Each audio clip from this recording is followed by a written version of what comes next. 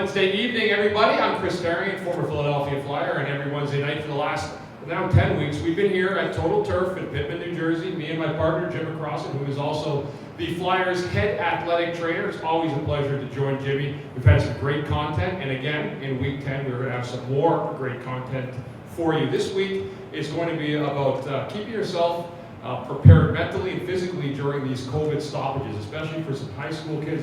I brought one of these high school kids in today. I'm kind of used to seeing her a little bit more than maybe I'd like, but we're going to bring her in. She's going to let us know what she's doing. But first, to announce the panel here today. Then at the end, we have Jason Kopec. He's an athletic trainer and former with the Philadelphia Soul. You're here at Recon as well right now? Correct. So he's doing some stuff. So he's someone that's also getting kids ready. You can see a lot of the people in Recon getting themselves in tip-top shape. Annette, who's a nutritionist, friends with Jim McCrossin from way back in the McCrossin days. Welcome, Annette. And then down here at the end, it's not Carson Wentz in disguise. It's actually MVidas, who's also an exercise physiologist, which is, you're going to explain to us what that is, but welcome. Great having you here. So this week, as we said, we're going to be talking, I did mention this one, yeah, I didn't want to forget her. I did on purpose. This is my daughter, Alexa, and she's a high school senior now at Cherokee, and is heading to BU next year. Right now, she's also in that, we're about a month left of this, apparently on January 2nd, so she's been removed from doing any indoor sports, and that's why we brought her out to have her tell us what she's been doing to get ready for what is a hopeful January start date for high school basketball. So at this time right now, we're going to kind of jump right in, and we're going to start down at the, actually I'll start with you, Jimmy. Is this a busier time of year? Are you seeing more people coming in because of COVID in preparation? Has there been more injuries that you've seen? You know, I know we talked several weeks what the NFL injuries guys have gone through because there was no training camp, lack of preparation. How much of that is prevalent for what you're seeing now with the colleges? I have two daughters as well, Loyola. They're backed up as well. Others schools have played. They're waiting until January as well. So how much of this has been, are you dealing with injuries from lack of preparation for sports? Are we dealing? Let's start with we. That's be the Flyers, and we're preparing because we tentatively, I guess we're going to be starting right around January 3rd. If they get it together, the NHL and the NHLPA, which I think they will. And then you have to worry about what were the boys doing in our so-called off-season, preparing to come back. And you do worry about well, you know, we've seen it firsthand. You can weed it out real quick if players come into shape, and then you have to worry about injury. And with that being said, the same thing goes for high school sports. And we haven't seen the big thrust yet, because I think it's just starting to dawn on people like, well, man, I'm not going back to play for maybe 5.5 weeks, 6 weeks. And it was funny because Annette said, I guess really the truest words, how can I find a silver lining in all this? And there is a silver lining in that. And this is really a continuum of what we spoke about last week. Yep. Last week was about injuries in high school sports. This week is about, okay, we get it. It's been dealt, the hand's been dealt. We're going to be out until about January 2nd, January 11th, whatever the governor states. Now, how can we make the best of that? We can make the best of it. If you played fall sports, if you got dinged up, now's the time to get yourself healthy and strong, right? If you're an athlete and you've got a fall sport or a winter sport coming up, now you got 5.5 weeks to get ourselves in shape. And you know, Jason, you can attest to it. I mean, you being with the Soul, like myself, like Chris, and like anybody in this panel, you know when guys haven't come into shape, and you know that they're going to be a risk for injury. And what type of injuries do you think we're going to see if people don't train during this time? They go right back into it. Yeah, people just jumping off the couch and showing up to practice and going from 0 to 100. You're going to see soft tissue injuries, muscle strains, and a lot of tendonitis type things, patellar tendonitis, Achilles tendonitis. Unfortunately, those are things that are going to set you back a few weeks. And with condensed seasons, there's not enough time to be able to be missing 3 to 4 weeks. So you could essentially be missing up to 6 games in that time. And nothing. I don't like the word, using the word I'm thinking of. Nothing ticks off a coach more than having you out of practice and having you out of games. right? Because that just puts a crunch. What do they always say? Chris, can't make the club in the tub. You know? Exactly.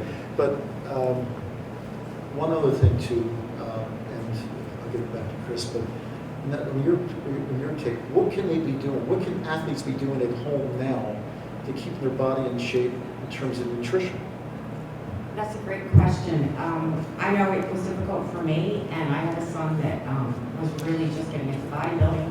He was coming from a catcher since he was 3, and he just turned 18. So I feel that, some of the most important things to overall health and wellness and being a good athlete is all the things that we need to do that we really don't always do. Do we get enough sleep? Are we hydrated? How are we eating? Are we having a lot of simple sugars, which can cause inflammation, which is a big part of this whole COVID pandemic. And then you can have issues with blood sugar. So when I worked with the Flyers in the past, I actually met with them and went over a nutritional intake. They had kept a food journal, and I reviewed the results. And if any of the players had any specific needs, so it's always good in prevention to just make sure you're hitting some of those important wellness things that we don't make sure we take care of. And especially with all the stress that this has brought on, it makes it even harder to stay on top of things. Great point. Hydration, huge, right? Everybody agree hydration is huge. Get yourself hydrated. Don't wait until January 10th to hydrate yourself. Don't go into practice being dehydrated, right? The little things that you can be doing are so easy at home. And if you have any questions, contact Annette. Great stuff by both of you guys, and we'll get back to you. Mike, I said when we opened, exercise physiologist, probably sounds very elaborate, but I'm sure it's very tied in. What is it, and how does it fit into the healing equation? Yeah, so really like a performance coach, exercise physiologist, similar. We're going to deal more with the preventative side than the rehab side, right? So we can take people that are in their early off season. So if we have like a 6-week off season as a thrust upon the kids coming off fall sports, instead of sitting on the couch at home, getting tight, getting loose, just being lazy, eating all the holiday foods, we can get them in training, working on hamstring strength, working on some explosive first step stuff, and actually have them go into the season as if it was mid-season, because they're going to play a condensed second season anyway. This third season is still going to start, I believe, late March. So we can have them go in on January 11th, where sports in New Jersey start anyway, ready to go, and it'll be night and day between the kids that haven't trained and the kids that have been sitting on their couch enjoying Christmas. Not to say don't enjoy Christmas, obviously. All moderation. Moderation. So, unlike the athletic trainers, my side of it's going to be getting them to stay away from the athletic trainer, really. So working on hamstrings is going to be a big thing, because it's going to help decelerate. You're not going to lose speed over 6 weeks, but you are going to lose the ability to stop. So we're going to see a lot of ankles, knees, which you're seeing in the NFL already. So, yeah. You mentioned when you talked about some of the things you had, the bench challenges, and I'll talk about this a little bit with you, Lex, because I see you, you're home and you seem pretty determined. You get off, get in the car, you go to the gym. But how much mentally does it wear on an athlete like yourself if you're dealing with the fact that the governor shut the state down, you're preparing for the scenario of having games, but right now there's still an unknown, while you're also trying to get ready for the season? How is that for you to have to deal with that, all of it, and the excitement and maybe perhaps the not knowing about what January is going to hold for you? Yeah, there's definitely some uncertainty going into the season, whether or not we're going to get playoffs and whether or not we're even going to have a season. I mean, as of now, we're hoping for it, but I've talked to many of the girls on my team. It definitely has our heads in a mental funk.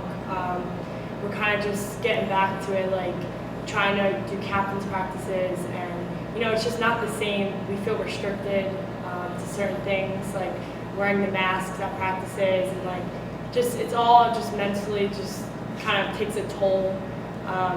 But we're just hoping for a season.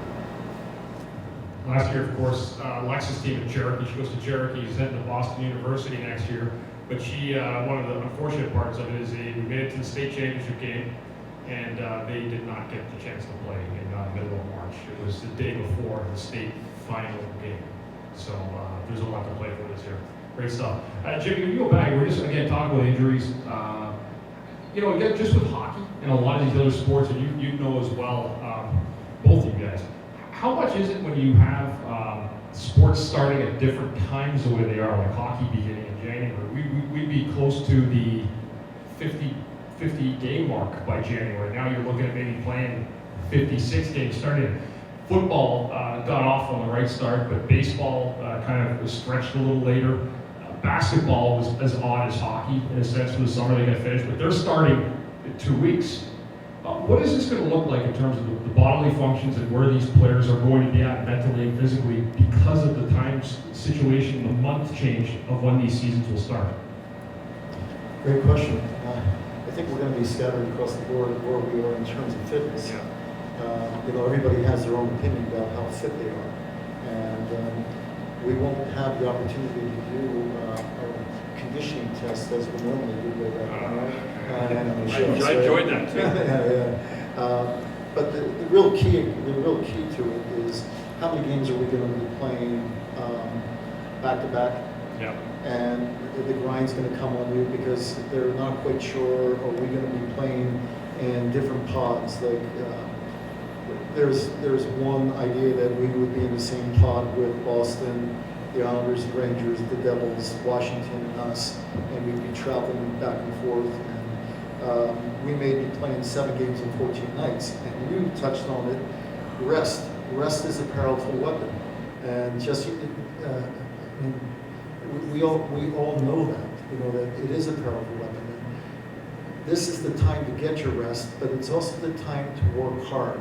And if you need to get your speed and agility, if you need to get your power and strength, it's people like Mike and Jason to do it, to help you get through there. If you need that nutritional counseling, it's people like Annette. Don't think you can do it on your own. And if you have any questions, right, ask. We're right here.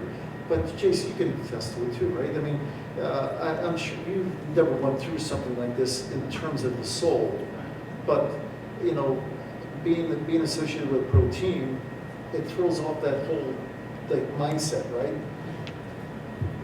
It throws off the mindset, and I think too, it throws off the yearly calendar of training for these guys, right? And Chris had mentioned baseball. I mean, pitchers, they have a time of the year where they're going to start playing catching it. They're going to start long tossing, then they're going to start throwing off the mound. But with that uncertainty now, they don't know when to start throwing off the mound because they don't want to be they don't want to get too aggressive and then find out that the season's delayed. And that's every sport, right? Football players, there's a time where they're really going to be lifting heavy, but right now they're not sure, because of when things are starting, when they can start getting back to their normal training program. And to what Jimmy said, and that just throws off their mindset, and they don't know when to begin to be prepared for the start of the season. Just one question that I have for Mike. Mike, somebody comes in today, changes can be made, and optimal changes, correct? Would you agree? Absolutely. If you come in today, so high school in New Jersey, January 11th is the current date. So it gives us right at 6 weeks. In 6 weeks, we can make a pretty substantial physiological change. And then even if you're a little bit earlier, you're a PA athlete, January 7th, we can still, you're going to get less, right? But we can still make some attachments. And it's never a bad time to start building habits. Right? So even looking forward into next year, the 2021 season, if you know this season's going to start in November, hopefully, right? It's be over by then. We can start preparing now so that when you hit this season, you're already in your stride, so that you're already setting up that circadian rhythm for next year, so that your body's ready.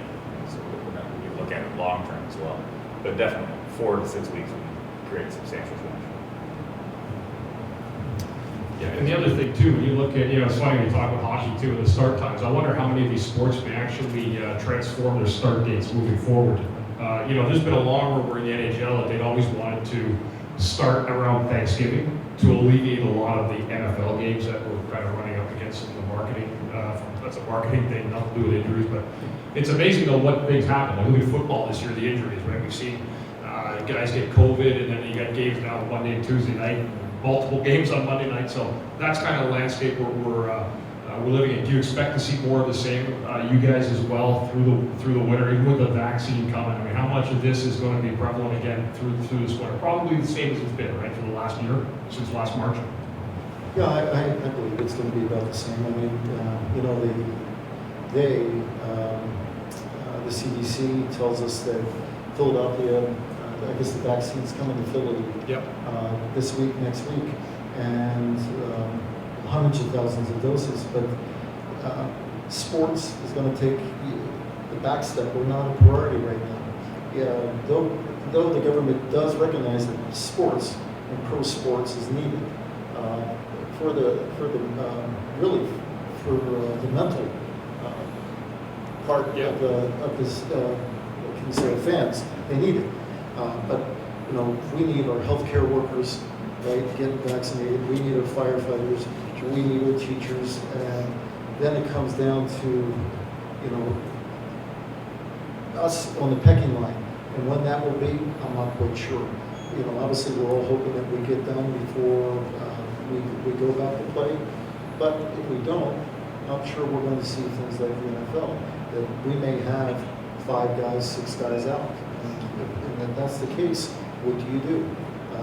You know, I spoke with our GM about it. And we're going to expand our roster, but what about we have our 2 starting goaltenders now? Right?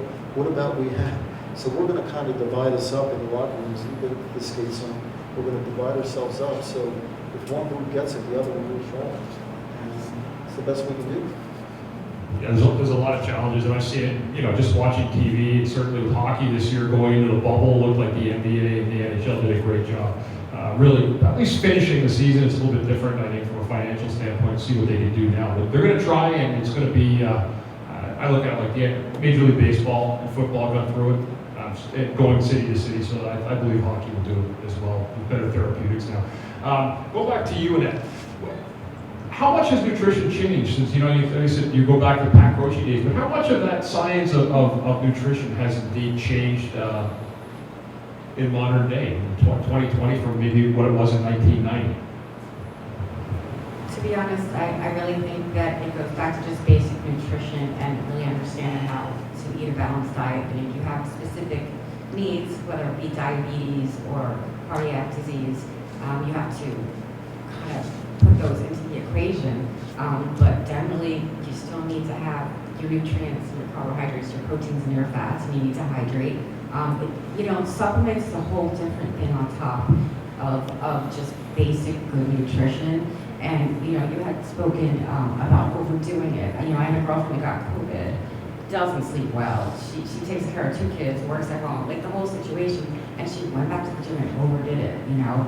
I gradually went back and, you know, took it easy. And it's just, it just goes back to the basics. It really does. You know how much marketing is out there for supplements. Oh, sure. It's so confusing to a dietitian, let alone, you know, the public. Just to follow up to that, you've heard a lot about hydration. Is there, I know the number, but is there a proper number that we can tell our young athletes or college athletes, you should be drinking? You guys, maybe it's a short season, but how much is the right amount of liquid or water to be drinking in a day?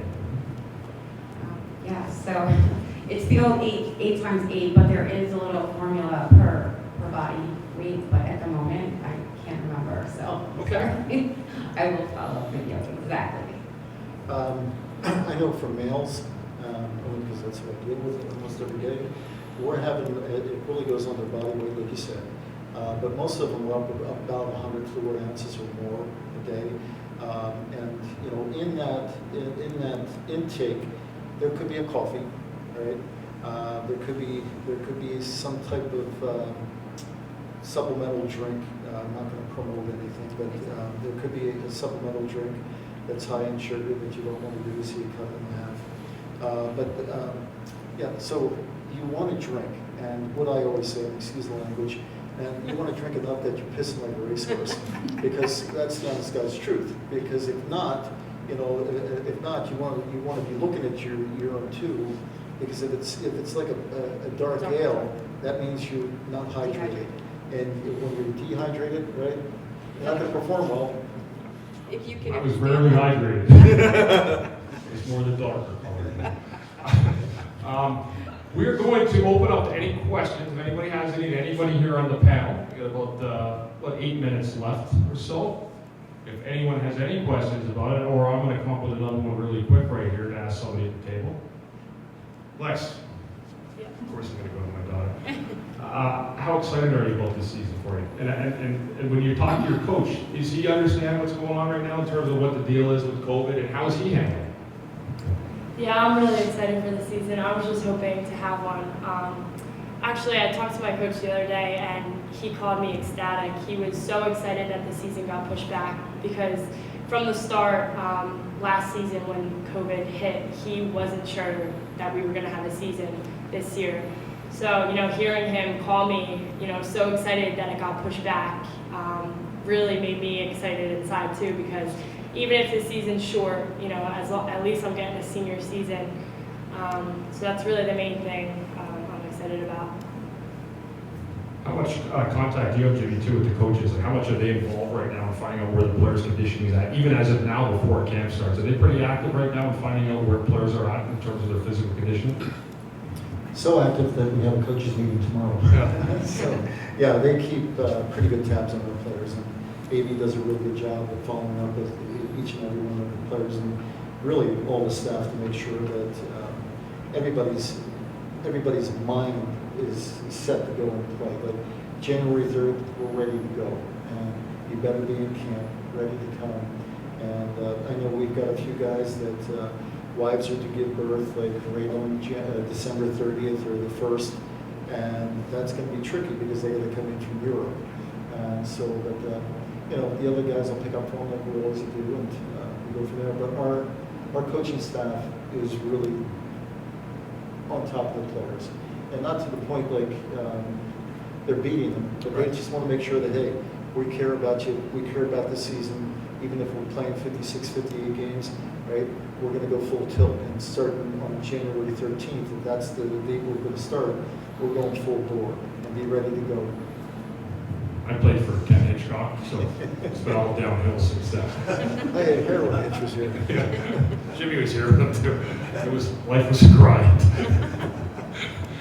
All right, we're gonna lay off the hitch now. All right, well that about gets us to the close. I'm trying to think of anything else you guys have. I guess I'll ask the last question. Yeah, I'm gonna hand it back to you now. I'm probably talking too loud, but what is the one injury that you guys would say, college kids, athletes, high schoolers, what is the one thing that you probably have to really be the one thing you keep a close eye on? I'll start with you. Put you in a box. The biggest thing that we can focus on, or that we are focusing on, is helping our adolescent athletes strengthen that posterior chain so we can prevent as many ACLs as possible. We're never going to be able to prevent all of them. They're going to happen. But if we can really strengthen that posterior hamstring and glute, especially in our adolescent female athletes, we're going to see a massive decrease in the ACL. Jimmy, you with hockey? Your biggest concern coming out of the vaccine? Biggest concern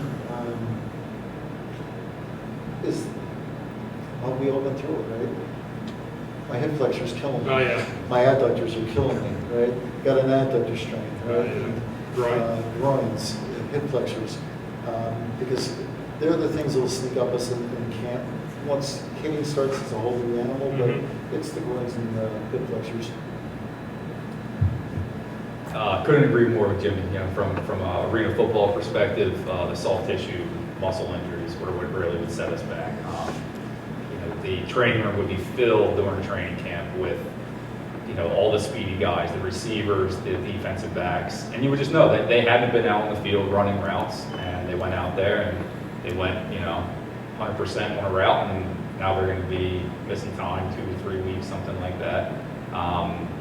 Those types of injuries, are what I would be fearful of for the start of training camps for people that are deep conditioned. Annette, anything you'd like to follow up with?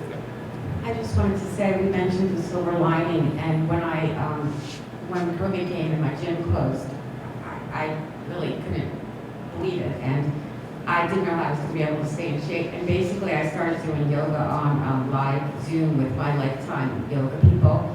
And I got so into it and started doing meditation at 6:30 in the morning because I was really stressed out, as many of us were, for various reasons.